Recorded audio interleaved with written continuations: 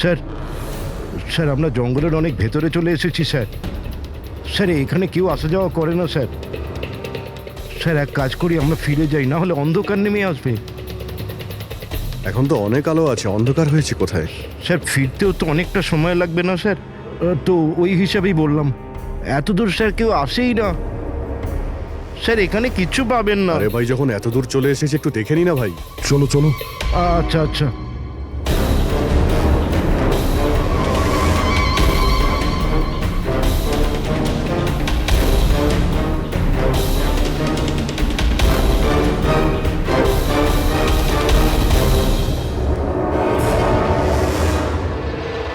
তোমরা এই জঙ্গলে ফিল্মের শুটিং করতে এসেছিলে, আর শুধুমাত্র আয়েশাই নিখোঁজ হলো, আর তোমরা ওকে খোঁজার চেষ্টাই করনি। স্যার আমরা খুব ভয় পেয়ে গিয়েছিলাম, আর এখানে ওয়েব সিরিজ শুট করার আইডিয়া আয়েশারই ছিল।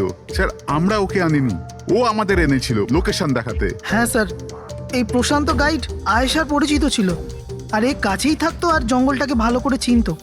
আর আমরা তো রাত্রিরে থাকার পর সকালে বেরিয়ে পড়তাম, সব কিছুই ঠিকঠাক চলছিল, লোকেশনও পেয়ে গেছিলাম। আর এরপর আমরা টেন্টের বাইরে আগুন জ্বালিয়ে খাবার বানাচ্ছিলাম। কটার সময়ের ঘটনা এটা? 5টা-6টা নাগাদ। আর তখনই হঠাৎ আয়েশা নিজের ক্যামেরা নিল আর জঙ্গলের দিকে যেতে লাগলো। জঙ্গলের দিকে যাচ্ছিল কেন? ও বলেছিল যে ও আশেপাশের একটুখানি ভিডিও করে হিরণকে পাঠিয়ে দেবে, আর ও এটাও বলেছিল আশেপাশেই থাকবে আর তাড়াতাড়ি ফিরে আসবে। তারপর অনেকক্ষণ পর্যন্ত যখন ও এলো না, তখন আমাদের মনে হলো যে কিছু গন্ডগোল আছে। এর আগে আমরা কিছু করতাম কি, সেখানে প্রশান্ত চলে এলো। ও জানতে পারলো তো ও নিজেই খুঁজতে চলে গেল। আর ও আমাদের ওখানেই থাকতে বললো। ও বললো যে জঙ্গলটা খুব বিপজ্জনক আর আমাদেরও প্রাণের ঝুঁকি থাকতে পারে। ব্যাস এটা বলেই ও জঙ্গলে ঢুকে গেল স্যার। তার মানে ওই প্রশান্ত আর ফিরে আসেনি, আর তোমরা পালিয়ে গেছো এখান থেকে নিজেদের বাঁচাতে। না স্যার, আমরা ওখানেই ছিলাম যখন চিৎকারটা শুনলাম। 15-20 মিনিট পর্যন্ত একটা মেয়ের। স্যার স্যার ওই চিৎকার শুনে আমরা খুব ভয় পেয়ে গেছিলাম, আর তারপর আমরা ওখান থেকে পালিয়ে গেলাম। স্যার আমরা খুব বড় ভুল করে ফেলেছি। চিৎকারটা শুনে আমাদের এখান থেকে পালানো উচিত হয়নি, আয়েশাকে সাহায্য করা উচিত ছিল। সত্যিই তোমরা একটা বড় ভুল করেছো। আয়েশার চিৎকার শুনে যদি তোমরা জঙ্গলে ঢুকতে, আয়েশা এখন আমাদের সঙ্গে থাকতো, আর প্রশান্ত ও হয়তো বেঁচে যেত। তুমি তো বলছিলে যে এত ভেতরে জঙ্গলের কেউ আসতে পারে না, এটা কি? স্যার আমি জানি না, কিন্তু এটা আমাদের ডিপার্টমেন্টের কখনোই নয়। জঙ্গলের মধ্যে টেন্ট, দেখছি এর ভেতরে কে আছে।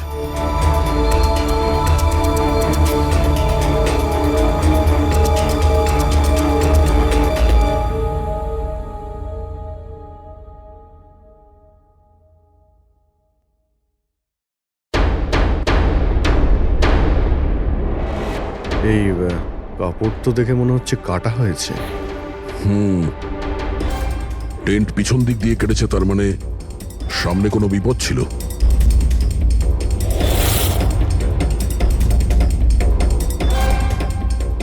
ছুরি, এটা দিয়েই কাটা হয়েছে। বাইরে গন্ডগোল হতেই পিছন থেকে কেটে পালিয়ে গিয়েছে।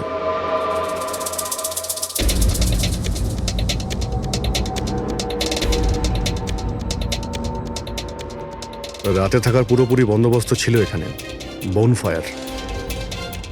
এই আলু এখানে দেওয়া হয়েছিল। স্যার এত ভেতরে এত রাত্রে থাকার মতো কেউ পাগলই হবে স্যার, না হলে এত ভয়ঙ্কর জঙ্গলে রাতে থাকার কথা ভাববে কে? কোনো নেচার লাভার না কোনো খুনি। এই দেখো,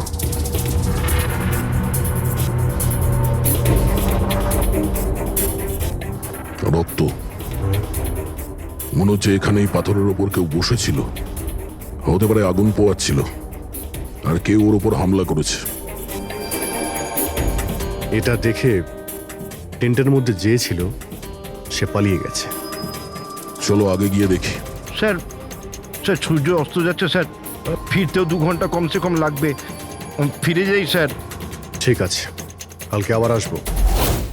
স্যার আমরা আয়েশার টিমকে এই ছবিগুলো দেখিয়েছিলাম, ওরা বলল যে এই টেন্ট ওদের ক্যাম্পের নয়। স্যার, হ্যাঁ পুরবি, আয়েশার ক্যামেরার চিপ। হিরলদি, তুমি এটা মিস করলে। আমি তোমায় বলেছিলাম না আমার সাথে এসো। জানো এখানে এত বেশি গ্রিনারি আছে। লুক এট দিস, এতগুলো গাছ, ইটস সো বিউটিফুল। দিদি আমি হাঁপিয়ে গেছি, মনে হচ্ছে আমি জঙ্গলের অনেক ভেতরে এসে গেছি। জঙ্গল তো পুরো একই রকমের না? আমি রাস্তা খুঁজে নেব, খুব একটা মুশকিল নয়।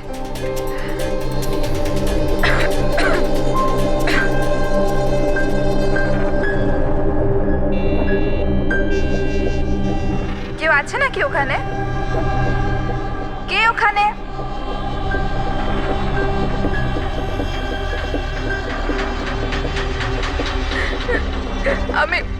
আমি ফেঁসে গেছি এখানে। আমি কিছু বুঝতে পারছি না, এখান থেকে আমি কি করে বাইরে যাব।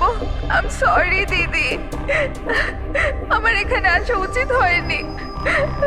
আমার মনে হচ্ছে না যে আমি এখান থেকে বেঁচে ফিরতে পারবো। আমায় ক্ষমা করে দিও।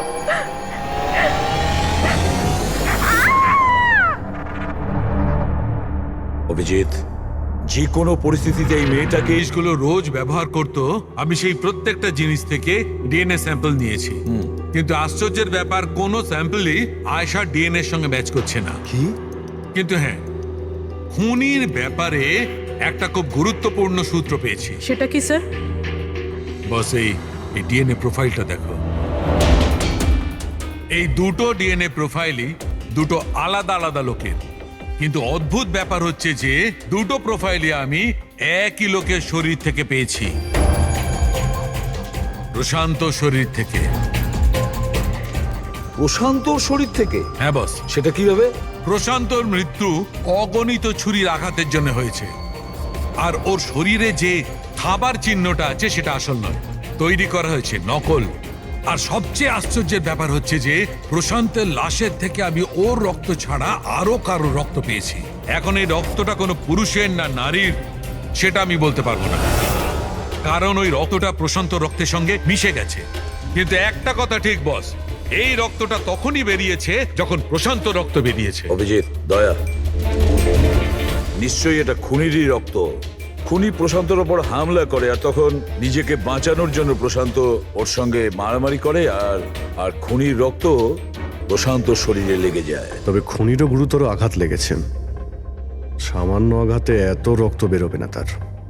তার মানে খুনির শরীরে এখনো আঘাতের চিহ্ন থাকা উচিত। আরো একটা কথা বস, কি? টেন্টের পাশে যে পাথরের উপর রক্তের ছাপ ছিল সেই রক্তটা প্রশান্তরই। তার মানে পুরো ব্যাপারটাই ওই তাঁবুর আশেপাশে ঘটেছে।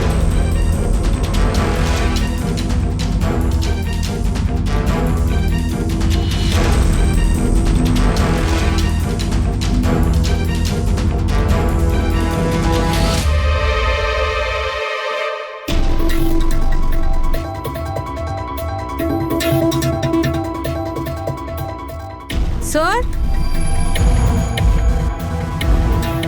হ্যাঁ পুরবী, স্যার এই জুতোটা পেয়েছি। তাহলে কি এই জুতোটা আয়েশার না? তো এগিয়ে গিয়ে দেখি।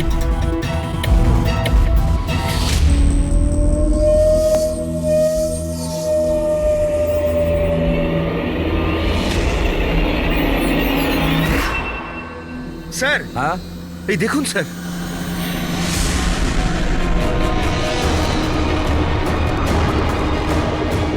ছুরি দিয়ে আঘাত করেছে স্যারের পিঠে 5 বার। ওকে একটু উল্টে দাও।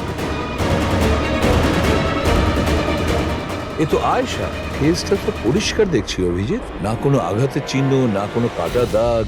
কিন্তু ওই ভিডিওতে যে দেখলাম। হ্যাঁ স্যার, ভিডিওতে এর মাথায় আঘাত লেগেছিল, রক্ত বেরোচ্ছিল। এখানে তো আঘাতের কোনো চিহ্নই নেই, একদম পরিষ্কার। তার মানে হলো ওই ভিডিওটা নকল। মানে আয়েশা অ্যাক্টিং আর মেকআপ দিয়ে দেখানোর চেষ্টা করেছিল যে ওকে কেউ মারতে চাইছে, খুন করতে চাইছে। কিন্তু এটা কেন করবে? স্যার, কেউ হয়তো মজা করবে, আর না হলে কোনো ভয়ঙ্কর পরিস্থিতি থেকে বাঁচার জন্য নাটক করছে। আর দুটো অবস্থাতেই এর মিথ্যেটা সত্যি হয়ে যায়। আর ও যা কিছু করেছিল, কেন করেছিল, সে তোর বন্ধু আর আত্মীয়রাই বলতে পারবে। সবাইকে ডেকে নাও। ফেডরিক, আয়েশার সমস্ত ফোন রেকর্ড চেক করো। দেখো এই ঘটনাটার পরে ও কাদের কাদের সঙ্গে কথা বলেছিল আর তারা সেই মুহূর্তে কোথায় ছিল।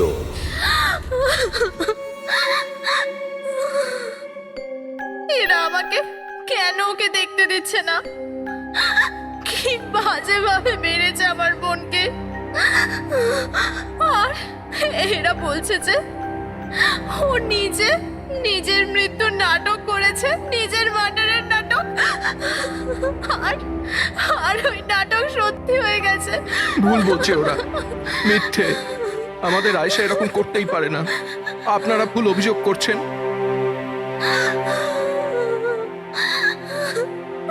দেখুন, আপনার দুঃখ আমরা বুঝতে পারছি, কিন্তু এই অভিযোগ ভুল নয়, সত্যি। এটা আয়েশার ক্যামেরা থেকে যে থার্ড ক্লিপিংটা আমরা পেয়েছি, সেখানে আয়েশার মুখের উপরে অনেকগুলো ক্ষত চিহ্ন ছিল, কিন্তু যখন আমরা আয়েশার লাশটাকে পাই তখন ওর মুখ আর গলা পরিষ্কার ছিল। কেন, কিভাবে? এই ভিডিওটাতে আয়েশা মজা করছিল না তো?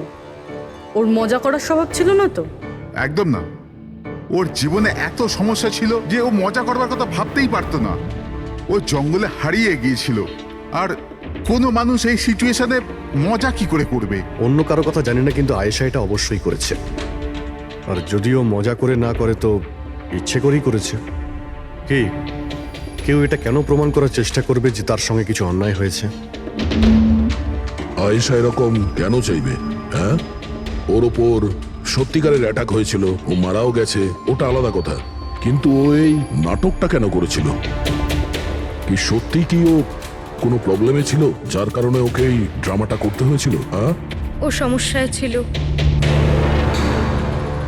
এমন সমস্যা যার থেকে ওকে মৃত্যুই বাঁচাতে পারতো। মানে তুমি কি বলতে চাইছো? স্যার, হ্যাঁ ফেডরিক, এটা আয়েশার কল রেকর্ডস। বিশেষ কিছু পেয়েছো? হ্যাঁ স্যার, একটা লোক আছে কেতন, সে আয়েশাকে অনেকগুলো মেসেজ আর কল করেছিল। এমনকি যেই রাতে আয়েশা খুন হয়েছিল সেই রাতেও ওর ফোন জঙ্গলের কাছেই ছিল, 2 কিলোমিটারের মধ্যে। এই কেতনকে? খুনের রাতে ও জঙ্গলের আশেপাশেই ছিল। কে? যদি আয়েশা ওর মৃত্যুর নাটক করে থাকে, তাহলে তার পেছনে কেতনের হাত থাকতে পারে। কেতন আয়েশার হাজবেন্ড, আর আপনাদের মধ্যে কেউ এই কথাটা আমাদের বলার প্রয়োজন মনে করলেন না? হ্যাঁ, কিন্তু কেতনের জন্য নিজের মৃত্যুর নাটক কেন করতে যাবে? আমার মনে হয়েছিল যে আমরা কেতনের থেকে মুক্তি পেয়ে গেছি, কিন্তু আমি কি করে জানবো ওই আমার বোনের প্রাণ নিয়ে নেবে? প্লিজ, কেতনই আমার বোনকে মেরেছে। আমি তুমি নিজেকে সামলাও প্লিজ। কেঁদো না, প্লিজ কাম ডাউন। আপনারা প্লিজ নিজেদের মধ্যে কথাবার্তাটা থামান আর আমাদের বলুন কি ব্যাপার। আমি আপনাদেরকে বলছি, আসলে আজ থেকে 2 বছর আগে কেতন আর আয়েশার একটা ট্রিপে আলাপ হয়েছিল। আয়েশা কেতনকে বিয়ে করেছিল। তাড়াহুড়োতে সিদ্ধান্ত নেওয়ার শখ ছিল ওর, কিন্তু জানতো না এই সিদ্ধান্তটা কতটা ভুল নিয়েছিল। কেতন ওর যোগ্য ছিল না, একটা পাগল লোক ছিল, পসেসিভ ছিল, ওর জীবনটা অতিষ্ঠ করে রেখেছিল। এই জন্য 6 মাস আগে ওকে ও ছেড়ে দেয়। এছাড়া আর কি করতো? আমরা সবাই দেখেছিলাম ওকে কিরকম টর্চার করা হতো। মানিক, আজকে সব অডিশনে এই ক্যামেরাতে আছে, স্ক্রিনে প্লে কর, স্যারকে দেখাতে হবে। আর আয়েশা এক্ষুনি এসে যাবে। ঠিক আছে। আয়েশা, আয়েশা, কি হয়েছে? আরে ওকে? আয়েশা তুই ঠিক আছিস? কি করে হলো এসব? কে করলো এসব? আরে তোমরাও না কত প্রশ্ন করো, কিচ্ছু হয়নি আমার।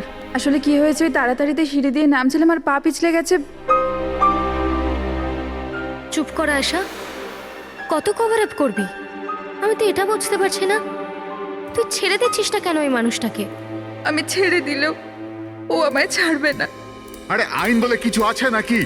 পুলিশের হাতে তুলে দি ওকে। কেউ ওর কিচ্ছু করতে পারবে না। ওকে যদি পুলিশে ধরেও নিয়ে যায়, ও সেখান থেকেও চলে আসবে আর আমাকে খুঁজে বার করবে, তারপর আমায় ছাড়বে না। কখন থেকে ফোন করছি তোকে আমি? হ্যাঁ, ধরছিলিস না কেন? এখানে বসে টাইম পাস করছিস? হ্যাঁ না কেতন, তোর এত সাহস কি করে হলো? কেতন, আমি ডাক্তারের কাছে গেছিলাম, তাই ফোন সাইলেন্ট ছিল, অন করতে ভুলে গেছি। ওকে, ডক্টর, হ্যাঁ? আজকাল খুব বেশি যাচ্ছিস না ওর কাছে? কেতন, কি বলছো? এরকম কিচ্ছু নয়। আর তুমি বললে আমি ডাক্তারের কাছে আর কোনোদিন যাব না। আমাকে প্লিজ ছেড়ে দাও, আমাকে ক্ষমা করে দাও। তোকে তোর যোগ্যতা দেখাই, চ। কি করছে সব? ছাড়ো ওকে। এই, নিজের কাজে মন দে, বুঝেছিস? এনাফ। এনাফ। মানুষ না, এই কেতন তো জানোয়ার। তোমরা কেতনের ব্যাপারে আমাকে আগে বলনি কেন? আপনারা যা বললেন সেটা শুনে তো মনে হচ্ছে কেতনই আমাদের প্রাইম সাসপেক্ট। মনে হচ্ছে কেতনের কারণেই সেটা করেছে। আর কেতন আয়েশার অভিনয়টাকে বাস্তবে পরিণত করেছে। যদি যদি তোমরা কেতনের ব্যাপারে আমাকে একটু আগে জানাতে পারতে। গত 6 মাস ধরে আয়েশা আমাদের সাথেই ছিল, আর এর মধ্যে একবারও তো কেতনের সাথে দেখাও করেনি। আর শহর থেকে এত দূরে জঙ্গলে আসতে পারে সেটা তো আমরা ভাবিইনি।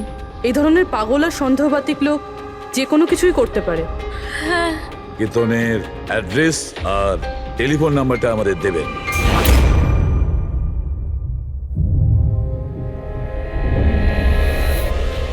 কেতন,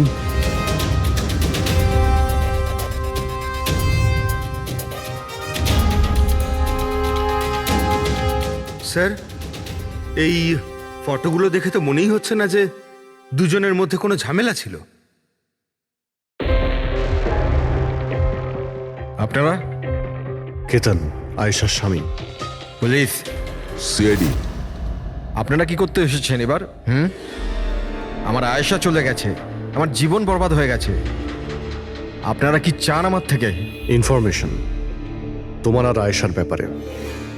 শুনেছি তুমি নাকি খুব বিরক্ত করতে ওকে। স্যার, আমি ওকে অনেক ভালোবাসতাম, নিজের থেকেও বেশি। সেই কারণে ওকে টর্চার করতে, মারতেও? হ্যাঁ, আমি কেন টর্চার করবো ওকে? তোমার কাছ থেকে বাঁচার জন্য কোর্টের কাছে সাহায্য চেয়েছিল, তাও তুমি ওকে বিরক্ত করা বন্ধ করনি। স্যার, মিথ্যে কথা এসব, এরকম কিছুই ছিল না। মিস্টার কেতন, রেকর্ড আছে আমাদের কাছে। তুমি বারবার ওকে ফোন করে আর মেসেজ করে হুমকি দিয়েছিলে। আর এটাও কাউকে বলেওনি, আমরা জেনে গেছি। আর তাছাড়াও গত 6 মাস ধরে তুমি হেরাল আর রোহানের ঘরের আশেপাশে ঘোরাফেরা করছিলে। আর যে রাতে আয়েশা খুন হয়েছে ওই রাতে তুমি ওই জঙ্গলেই ছিলে। এগুলো তোমার ফোনের লোকেশন থেকে পাওয়া গেছে। নিজের অপরাধটাকে লুকানোর চেষ্টা করো না, কোনো লাভ হবে না। আর এই ডবল মার্ডারে খুনিরও প্রচুর আঘাত লেগেছে। এই কি করে লাগলো তোমার? স্যার, এই আঘাতটা ওই দিন ঝোপেতেই লেগেছিল, কিন্তু এরকম কিছুই নয় যেটা আপনারা ভাবছেন। স্যার, আমি আয়েশাকে মারিনি। স্যার, আমি মানছি যে আমি ওই দিন জঙ্গলে গিয়েছিলাম, কিন্তু স্যার আমি তো শুধু ওর সাথে কথা বলার জন্য গিয়েছিলাম। স্যার, পুরো 6 মাস হয়ে গেছে, আমি ওকে দেখিনি পর্যন্ত। খুব মিস করতাম স্যার ওকে। ওর সাথে দেখা করতে চাইতাম, ওর সাথে কথা বলতে চাইতাম, যাতে ওকে বাড়িতে ফিরিয়ে আনতে পারি, যাতে আবার টর্চার করতে পারো। না স্যার, আমি বদলে গেছি স্যার। স্যার, আমি তো এটাই বলতে চেয়েছিলাম, কিন্তু যখন আমি জঙ্গলে গেলাম দেখলাম যে ও অন্য কারোর সাথে যাচ্ছে জঙ্গলের ভেতর। স্যার, আমি কি করতাম স্যার? আমি এমনিতেই মাথা গরমের লোক। আমি ভাবলাম বেকার বেকার ঝামেলা তৈরি হবে, সেই জন্য আমি চুপচাপ বাড়ি ফিরে এলাম স্যার। স্যার, ট্রাস্ট মি, আমি কিচ্ছু করিনি, আমি মারিনি ওকে স্যার। দেখো কেতন, তুমি এখনো আমাদের সন্দেহের তালিকায় আছো। যতক্ষণ এই কেসটা শেষ না হচ্ছে তুমি হেফাজতে থাকবে। স্যার, এই কেতনের কাছে কিন্তু আয়েশাকে মারার মোটিভ ছিল। ও তো বেঁচে গেছে, এবার বাকি রয়েছে এরা সবাই। হিরাল, সায়রা, অজিত, মানিক আর রুহান, এরা কি সবাই আয়েশার আপনজন ছিল? এদের কি মোটিভ হতে পারে? কারণ এদের মধ্যে তো কোনো প্রবলেম নজরে পড়ছে না। কেউ তো হবে স্যার যার আয়েশার মৃত্যু হলে লাভ হবে। কেউ কি পাবে ও মারা গেলে? সম্পত্তি, টাকা। টাকা? ইন্স্যুরেন্সের টাকা? হ্যাঁ, ইন্স্যুরেন্স। রবি, ফেডরিক, একটা কাজ করো, এই শহরে যতগুলো ইন্স্যুরেন্স কোম্পানি আছে সেখানে গিয়ে খোঁজ নাও আয়েশার নামে ওদের কাছে কোনো লাইফ ইন্স্যুরেন্স পলিসি আছে কিনা। কিন্তু একটা কথা, আয়েশার বন্ধু বা তাদের ফ্যামিলির কাউকে বলবে না কিছু। যদি ওদের মধ্যেই কেউ খুনি হয় সে সতর্ক হয়ে যাবে।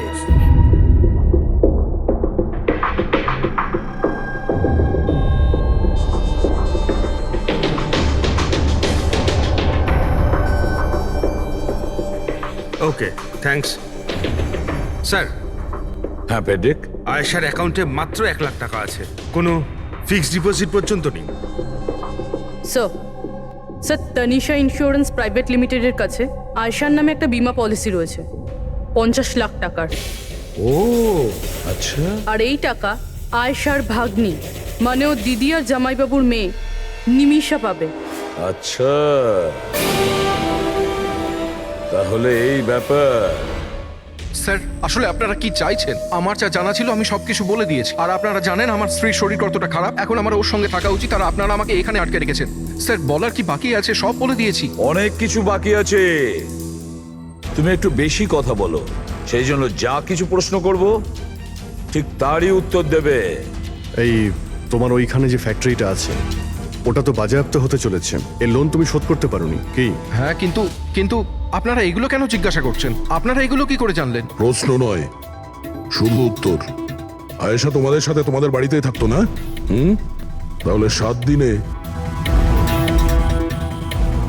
তুমি ওকে 41 বার কল করেছো কেন?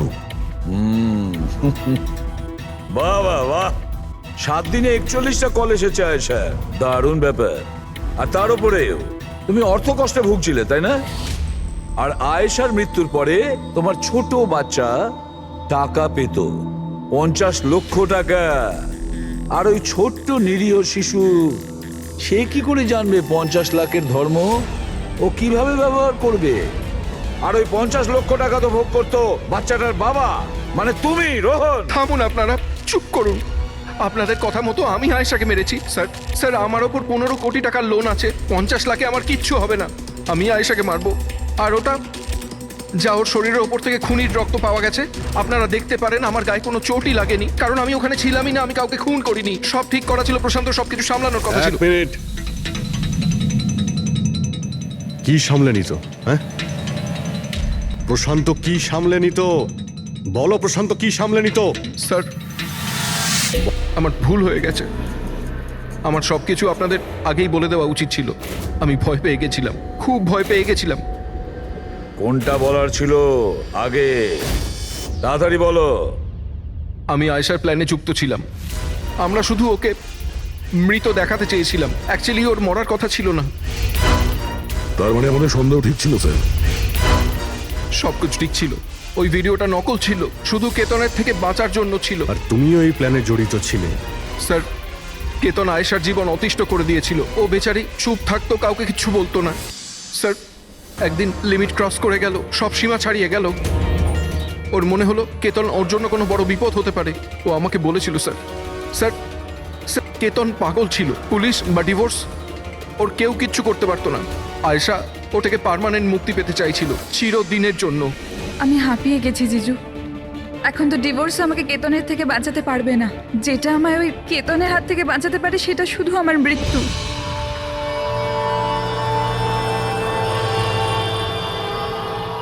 আয়েশা, এটাই যদি একমাত্র রাস্তা হয় তাহলে এটাই ঠিক।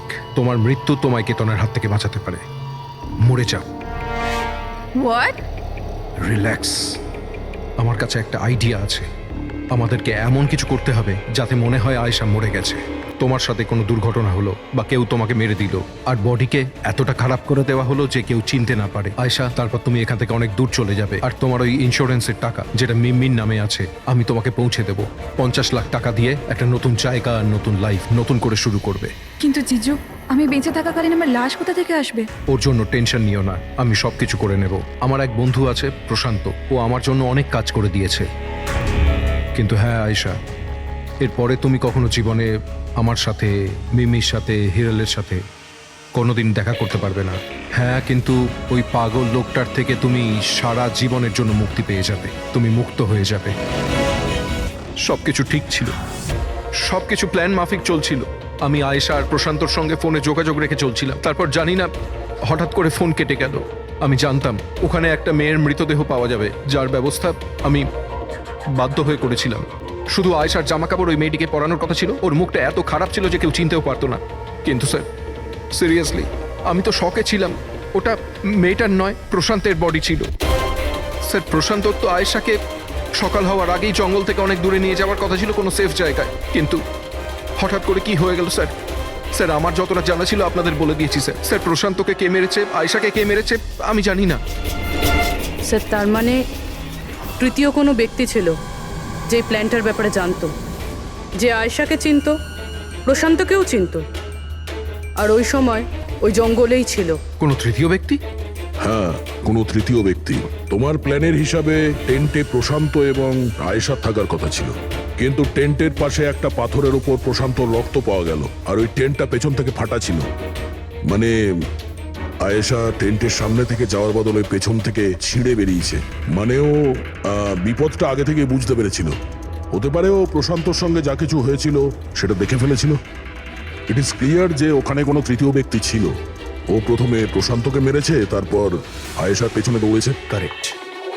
যদি ভালো করে দেখা যায় তাহলে ওই রাতে জঙ্গলে এটাই হয়েছিল যে প্রশান্ত আর আয়েশা জঙ্গলে যায়, আয়েশা টেন্টের ভিতরে ঘুমোচ্ছিল আর প্রশান্ত বাইরে বসে আগুন জ্বালাচ্ছিল। এর মধ্যে সেই তৃতীয় ব্যক্তি ওইখানে যায় আর প্রশান্তর সঙ্গে ঝামেলা বাঁধে। আর সেই ব্যক্তি ওর উপরে আক্রমণ করে আর আয়েশা টেন্টের পিছন দিয়ে পালিয়ে যায়। আর ওই ব্যক্তি প্রশান্তকে নির্মমভাবে হত্যা করে আর আয়েশার পিছনে ধাওয়া করে। তাহলে তৃতীয় ব্যক্তিটা কে, যে আমাদের প্ল্যানের ব্যাপারে জানতো আর জঙ্গলকেও ভালো করে জানতো, তাই এত রাতে টেন্টে পৌঁছেছিল? হ্যাঁ, এই সমস্ত চিন্তা আপনি করবেন না রোহন বাবু। এই তৃতীয় যে আছে না, তাকে তো আমরা ধরেই ছাড়বো। হ্যাঁ, হোক বা না হোক, এই ধাঁধার সমাধান এখানে আছে, এর মধ্যে, কিন্তু আমরা দেখতে পাচ্ছি না। খুনি হবে তো স্যার এদের মধ্যেই কেউ, কিন্তু আমরা দেখতে পাচ্ছি না। রবি, ওই ক্লিপিংটা চালাও যেটা আমরা আয়েশার ক্যামেরা থেকে পেয়েছিলাম, ফার্স্ট ক্লিপ।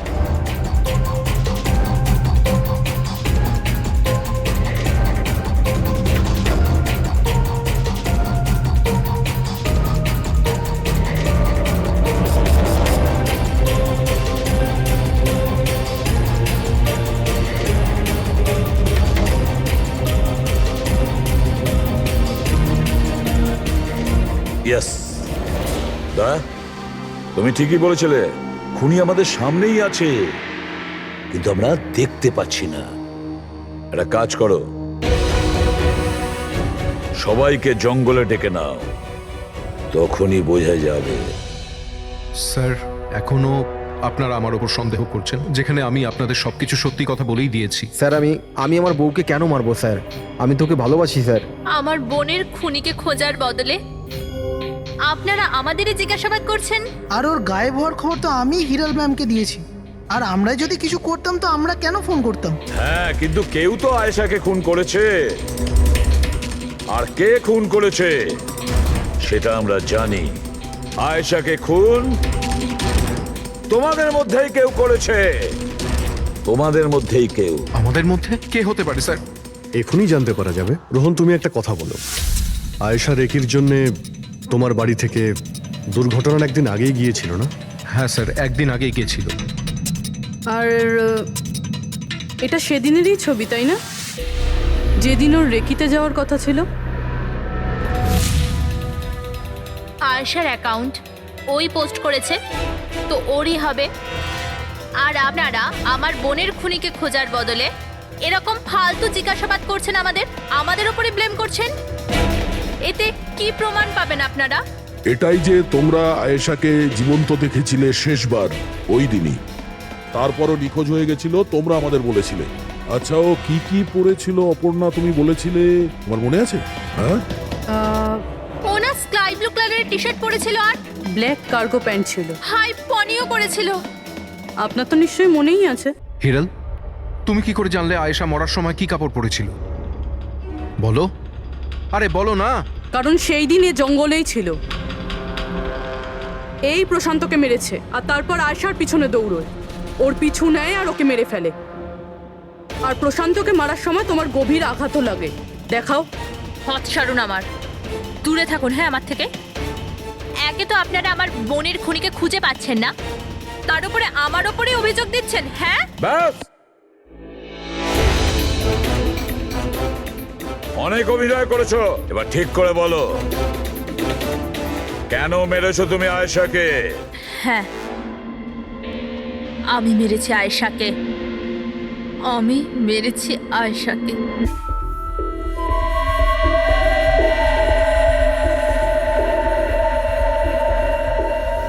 হিরাল ম্যাম, আপনি? আসতে বলো। আয়েশা না উঠে পড়ে। ইনফ্যাক্ট আমি বলছি যে ওকে সব সময়ের জন্যই না ঘুম পাড়িয়ে দাও। এটা কি বলছেন ম্যাডাম? রোহান তো তোমাকে আয়েশাকে সুরক্ষিতভাবে এই জঙ্গল থেকে বাইরে বার করার জন্য কত টাকা দিয়েছিল? 2 লাখ টাকা। আমি না তোমাকে 5 লাখ টাকা দেব আয়েশার প্রাণ নেয়ার জন্য। হিরাল ম্যাম, এসব কি বলছেন? আয়েশা ম্যাডাম আপনার বোন, আর আমি ওকে বাঁচানোর সওদা করেছি। আমি ওর সাথে বেইমানি করতে পারবো না।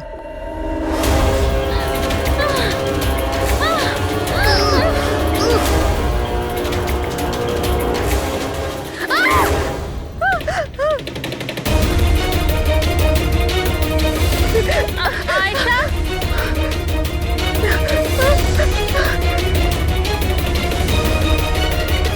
আয়েশা,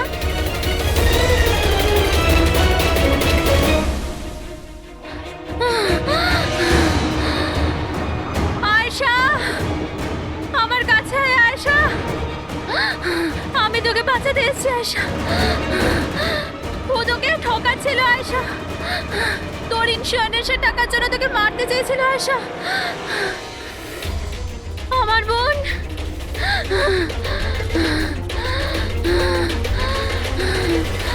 আয়েশা। সরি দিদি, আমি কিচ্ছু জানতাম না এই ব্যাপারে। সরি, আমার জন্য তোমার এত কষ্ট হলো। আমি জানতাম না যে জিজু এরকম কিছু করছে। আই এম সো সরি দিদি। আমার বোন। সরি দিদি। তুই সরি বলিস না? হ্যাঁ, এটা তো আমার বলা উচিত। কেন দিদি? I am sorry. কেন কেন মেরেছো তুমি তোমার বোন আয়েশাকে? আপনারা জানেন না আয়েশাকে। ও সবসময় না সবার প্রিয় হয়ে এসছে। ভালোবাসার আয়েশা। সবাই ওকে ভালোবাসতো, আমাকে নয়। মা, বাবা, আমার সব বন্ধু, ইনফ্যাক্ট রোহান, আমার মেয়ে নিম্মিও আমার থেকে বেশি ওকে ভালোবাসতো। ও রোহানকেও আমার থেকে ছিনিয়ে নিতে চেয়েছিল। আমি রোহান আর নিম্মিকে নিজের থেকে দূরে যেতে দেখতে পারতাম না। না, আপনি বলুন আমি কি করতাম? আমি ভাবলাম সবসময় ও আমাকে হিংসা করে না, জিতেওছে সবসময়। না থাকবে আয়েশা, আর না থাকবে ওর জিত। এর জন্য মেরে ফেলেছি আমি ওকে। হিরাল, তুমি এটা কি করে করতে পারো? আরে আয়েশা তোমার ছোট বোন ছিল, আমাকে বড় দাদার মতো দেখতো। আমি ওর সাথে এগুলো কখনো স্বপ্নতেও ভাবতে পারি না। আমার লজ্জা লাগে তোমাকে আমার স্ত্রী বলতে। রোহান, তোমার ভুল নেই এতে। সব ভুল ওই আয়েশার। ওই সব করছিল। ও না তোমাকে আমার থেকে ছিনিয়ে নিতে চেয়েছিল, কিন্তু এখন তো এটা হবেই না। এবার তো তোমাকে কেউ আমার থেকে কেড়ে নিতে পারবে না। খুব বড় ভুল করেছো তুমি। তোমার সন্দেহ, তোমার ইনসিকিউরিটি একটা নিরীহ মানুষের প্রাণ নিয়েছে, প্রশান্ত গাইডের। আর তাছাড়াও তুমি তোমার আপন বোনকেও মেরেছো। আইন তোমাকে কঠোর থেকে কঠোরতম শাস্তি। আমার জন্য নিজের জীবনটাও দিতে। খবরদার, এরকম কথা যদি আরেকবার তুমি বলেছ, যদি তোমার কিছু হয়ে যায় না, আমি এই দুনিয়াটাকে আগুন লাগিয়ে দেবো। এত ভালোবাসো আমায়? নিজের থেকেও বেশি। যদি আমি কিছু চাই, তুমি আমায় দেবে? আমি জানি তুমি আমার থেকে কি চাইবে, যে আমি কেন সবকিছু ছেড়ে দিচ্ছি না। জানোই যখন, তাহলে তুমি কেন ছেড়ে দাও না?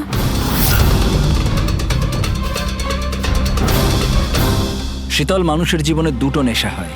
আমার ভালোবাসার নেশা তুমি পূরণ করো, আর আমার দ্বিতীয় নেশা শিল্পীর। যেটা আমার কাজটাকে পূর্ণ করে। এই দুটোর মধ্যে একটাও যদি আমার থেকে দূরে যায় না,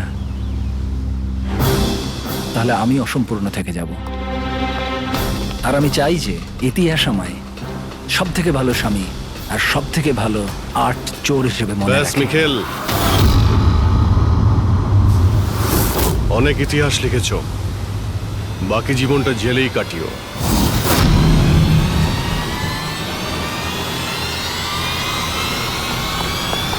মিখেল,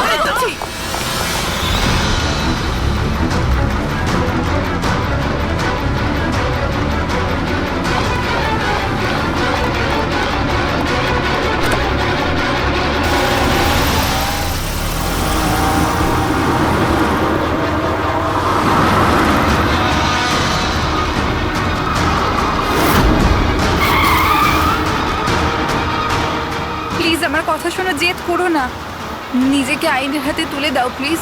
না, আমি করব না।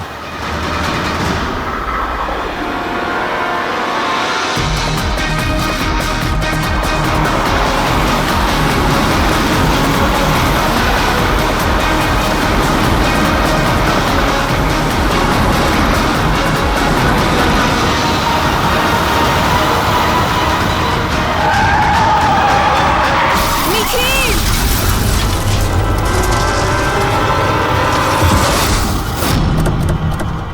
শীতল, শীতল, মিখেল দাঁড়া, দাঁড়া, শীতল, দাঁড়া। শীতল, চোখ খোলো, শীতল।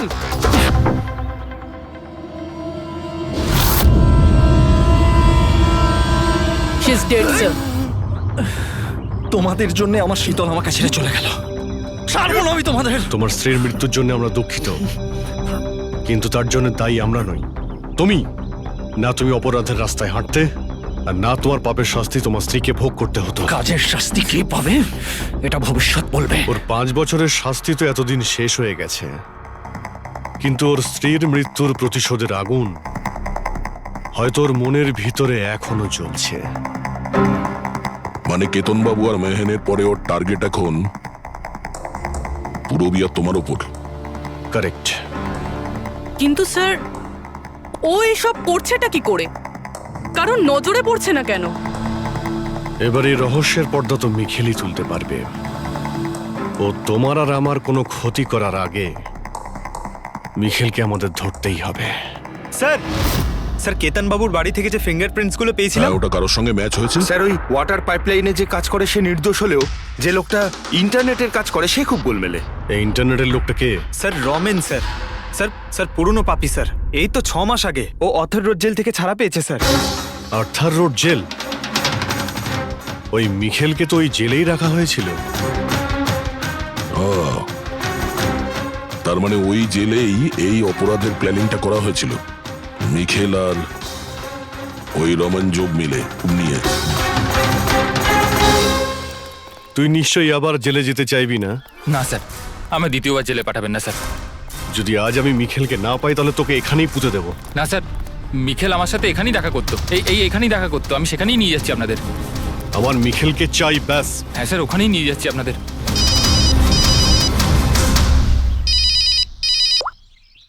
হ্যাঁ শান্তি।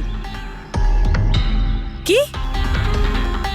বাবা শরীর খারাপ করছে? কিন্তু এরকম হঠাৎ? আমি তো কেসের ইনভেস্টিগেশন করতে এসেছি। কি হয়েছে? স্যার ওই বাবা একটু অসুস্থ হয়ে পড়েছে। ওই শান্তি নার্স যে আমার বাবার দেখাশুনো করে, সেই ফোন করেছিল। ঠিক আছে, তুমি যাও, আমরা দেখে নিচ্ছি। কিন্তু স্যার। যাও, আর কোনো প্রয়োজন পড়লে ফোন করবে।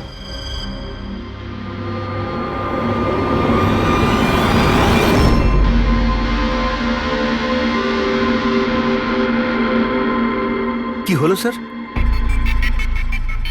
ফ্রেডি, আমি এটা ভাবছি যে আমাদের এই সিআইডির কেরিয়ারে আমরা অনেকেই ক্লোজ রুম মার্ডার সমাধান করেছি, কিন্তু তাদের মধ্যে একটা কেসও এরকম ছিল না। হ্যাঁ স্যার, এর আগেও এরকম ঘর বন্ধ থাকার কেস এসেছিল। কোথাও না কোথাও তো গোপন রাস্তা খুঁজে পাওয়াই যেত খুনির আসার এবং যাওয়ার জন্য। হ্যাঁ, হয়তো রুমের মধ্যে কোনো গুপ্ত পথ থাকে, না হলে রুমের মধ্যে কোনো রাস্তা বানানো হয় খুন করার জন্য। কিন্তু এখানে না তো কোনো গুপ্ত রাস্তা আছে, না রুমের মধ্যে কোনো গন্ডগোল করা হয়েছে, না। আর এই খুনি এমন যাকে দেখাই যাচ্ছে না। স্যার, আমার তো ভেবেই কিরকম মাথাটা ঘোরা শুরু হয়ে গেছে। খুনিকে দেখা যাচ্ছে না কেন? অনেক বছর আগে আমি একটা সিনেমা দেখেছিলাম যেখানে হিরো একটা গ্যাজেট লাগিয়ে অদৃশ্য হয়ে যেত, কিন্তু ওটা তো